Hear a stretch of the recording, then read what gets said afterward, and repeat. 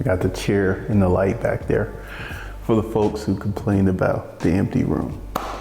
All right, so we got some new training that's gonna kick off in November, and we have a new channel that's talking about how to make money on the internet. The link's below, go check that out. All right, I was watching a video on this guy. He's a car dealer, and he does these videos talking about how expensive cars are, how expensive new cars are, how expensive used cars are. And it's like, the name of the channel is Car Questions Answered. He gets a phenomenal amount of views, And one of the things I'll do is I'll go to his video and I'll go straight to the comment section. And everyone is pissed off about the price of cars. And to a degree, because once again, I am not, people will have to comment, don't dissuade a pickup truck. I think $100K for a pickup truck is ridiculous. I think $100K, $103,000 for a pickup truck. When the Escalade came out, I thought that was a bit much for $100K for an Escalade. An Escalade, a Tahoe, Yukon. Now you have people who are talking about how they hope that the auto dealers go out of business, the dealerships go out of business because the prices are too high. And it's gotten to a level of, let me choose my words carefully, ridiculous. Because here's the thing, first side, the automobile manufacturers, they know what they're doing. And they got addicted to that pandemic money. They got addicted to it.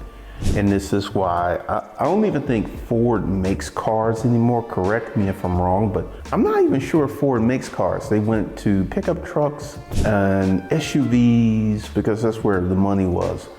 But once again, correct me if I'm wrong, because I think they made an Escort or a Taurus. I don't know if Ford is actually making cars. Correct me if I'm wrong. And then you have the opposite anger on the other side with the people out here who are pissed off that to go out and buy a decent car is ridiculous. And here's the thing, at some point in the future, I want to be really careful, car prices are going to correct themselves, but I don't think that we're going to have a nosedive in prices. I just don't sense that. I think prices will remain high. And this is just me looking at the landscape, because for prices to get that high to begin with, there had to be a market. There had to be a market. And a lot of people went out and financed themselves into some very expensive vehicles. And we're now at a point in America where things are expensive. The average person cannot afford to buy an average car. Average car is like $42,000, $43,000. Average single person payroll is $31,500. So this car is like $11,000 more than you make per year. And it used to be cars would be financed at half of what you made. Then financing just got really crazy.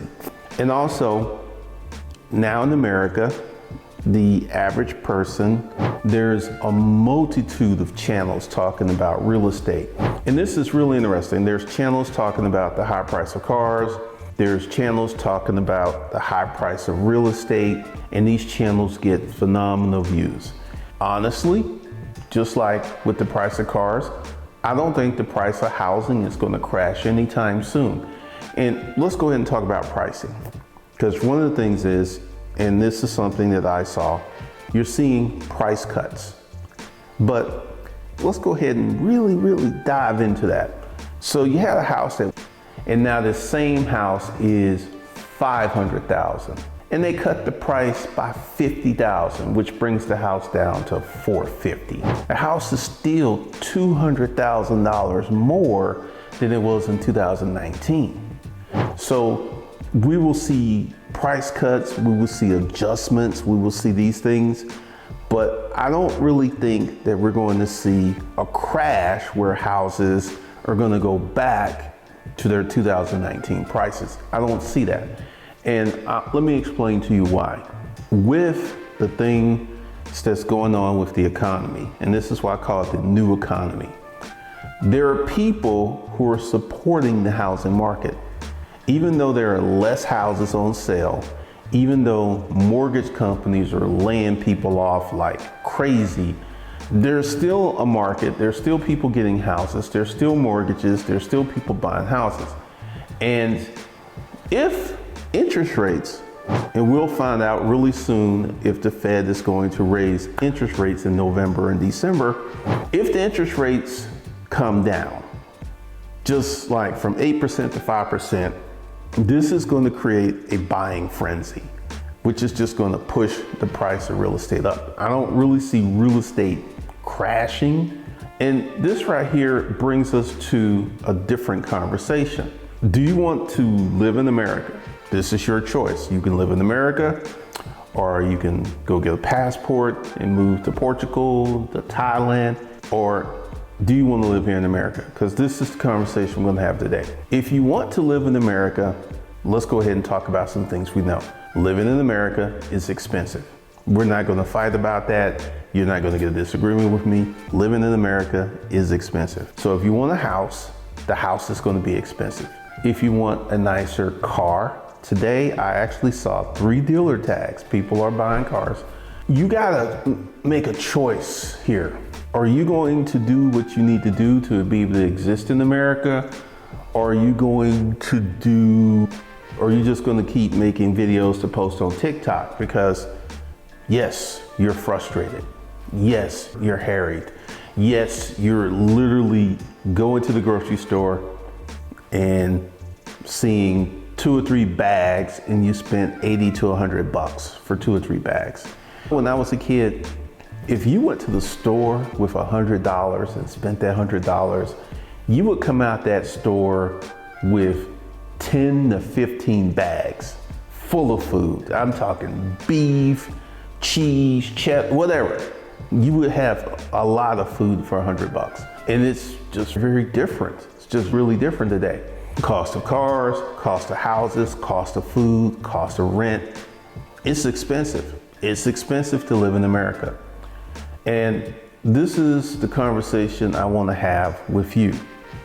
Do you want to live in America, or do you want to go to another country? Because we're not going to get into the passport bro things. I'm just going to say, if you want to leave America and go to another country, that's an option. That's something you can do. Or do you want to stay here? Because if you're not going to leave and go to another country where the cost of living is cheaper, you got to have a real conversation with yourself. If you're going to stay in America, if you're going to continue to do the things you want to do to live in America, you need to make more money. That's just it. You need to make more money. And as a person who started a business that became a 7-figure business in the middle of a recession, I speak from practical experience. So you're going to start a business, you're going to make more money, or you're going to keep posting videos on TikTok. What are you going to do? Because here's the thing, 2024 is an election year. And I believe that you're going to be fed a ton of media-induced lies because it's an election year. The economy's going, the thing where the economy is booming. This came out, this was a government report where the economy was booming. Yet you got people, not one, not two, hundreds of thousands of people making these inflationary videos on TikTok and YouTube. And this is something else too. They made those videos on TikTok. It's a different kind of video on YouTube. It's very interesting. It seems that TikTok lends itself to a different level of content.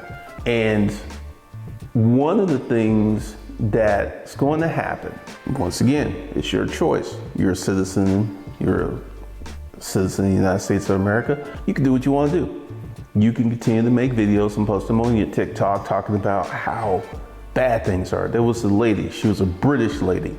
She was in her house, she had a coat on, she had a hat, she had a scarf on, and she was blowing where she could see her breath. And she said, "This is how cold it is in my house." And I was just like, that's terrible. That's really terrible. And in my video talking about if you don't elevate yourself, DoorDash is waiting on you. That's the reality. And I had a lot of people talking about they were making all of the videos, all this money with DoorDash, right? And if you go to YouTube and you look at the DoorDash videos, you would see there was a guy by the name, I can't remember his name. I believe it's More Finance. And he did a breakdown of how much money he made doing DoorDash for a full year. And after expenses, he made $25,000 doing DoorDash full time.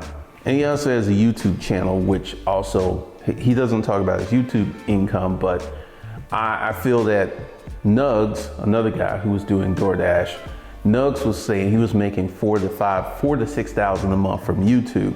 So I would assume that Moore's Finance is somewhere in a similar spot. So if he was making, let's just say $4,000 a month, that's $50,000 a year from YouTube plus his 25, that's $75,000, almost $100,000 a year combined revenue source. But when you go and watch the DoorDash videos from people who are doing DoorDash, who are really passionate about DoorDash, they all have complaints about the money. They all have complaints about the bad orders. And if you want to make some serious money with DoorDash or Uber Eats, and the way that I understand it, DoorDash has the majority of the market, like 65% of the market. You're gonna have to do 10, 12-hour days, and you're gonna have to work 7 days a week to get to that $1,500 per week. That's what you're gonna have to do.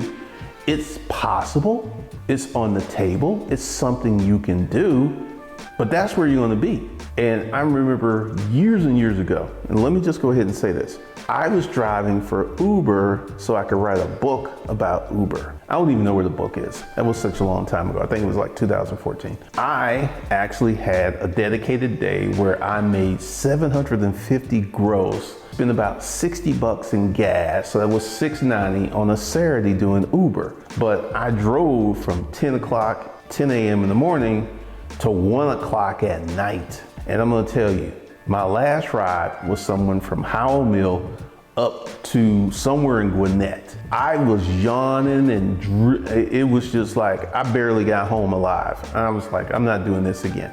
So to make the money with the gig economies, you're gonna have to do extended hours. You're not gonna be able to do part-time hours and make that killer money. It ain't gonna happen. One of the things I'm getting ready to do, and this is something I haven't done, because I had a thought with myself. How have you made all your money? The internet money, and that was something I was working on today. And I'm gonna be talking about all the things that I did to make money using the internet, and some of it will surprise you and shock you. But we're gonna be talking about the things that you can do to make money with the internet.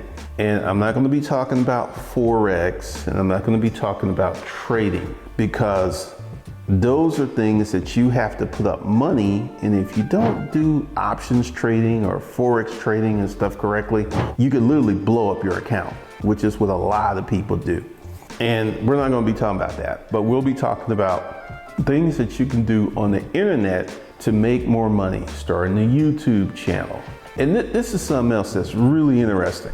I've been talking about starting YouTube channels for years. And typically I could put up a video talking about starting a YouTube channel and it just will not get the views because people just don't want to work that hard.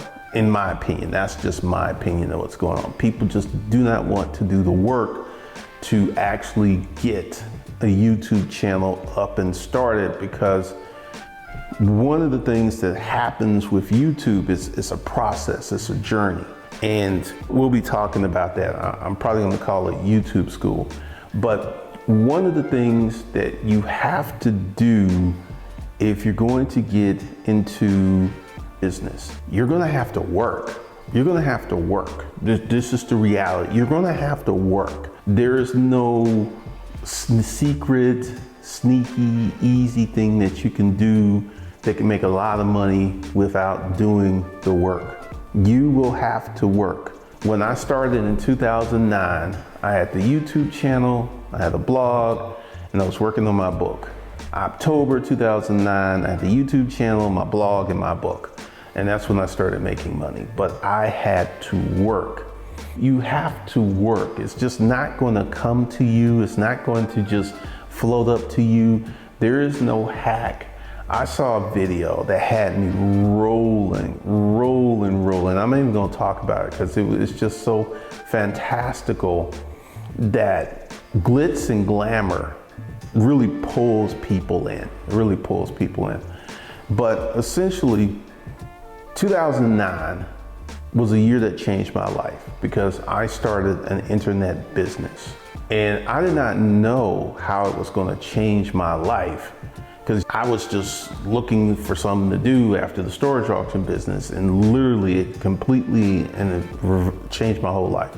And this is the thing, I feel there are more opportunities, there are more things you can do with the internet today than you could in 2009. I feel that there's a lot of things that are available, a lot of things that are open to you, but once again, you must do the work. And I did not make any money August, September. I worked full time, actually more than full time. I was working 12, 14-hour days because I was writing, I was producing YouTube videos, I was producing a blog, I was working like a madman, and I wasn't making any money. But this set the stage to make money in the future. And this is one of the things you have to understand. You must do the work, you must call it slave labor if you want to. You gotta do that. But one of the things that you can do, and we're gonna be talking about a lot in YouTube school, a whole bunch, because one of the things is, I see this all the time. Someone will start a YouTube channel, and when they don't get the results that they want, they will simply quit. And that's just not gonna be an option. That's just not gonna be part of the plan for you to quit, because I remember, and I'll be talking about it over there at the other channel, all the issues and stuff I had with the blog, writing the book. It was an issue-laden process. I had so many things that were going on, so many issues, so many things that were happening, but I just stuck with it, and I kept going, and I kept going, and I kept going, and I kept going. And then in the end, it really worked out. So you got a choice to make. If you want to live in America, where it's expensive, cars are expensive, houses are expensive, food's expensive, it's expensive. You want to live here, or do you want to go to another country? Once again, this is a choice that you need to make, because I'm telling you, in 2024, you haven't seen nothing compared to what you're going to see in 2024. 2024, it's going to be bananas. And once again, I'm saying this from practical experience. I started a business during a recession, one of the worst recessions on record, with housing prices and stuff, one of the worst recessions on record. And I became successful from it. So if you want to do this, once again, you need to have a conversation with yourself. You need to ask yourself, do I want to live here in America? Do I want to live well here in America? Or do I just want to go to another country? That's your choice. That's the things you can do. All right, that's all I got for you guys. Go over to the new channel. There's going to be a different level of content over there, and it's going to be about internet businesses only. So that's all I got for you guys. I'll talk to you in the next one.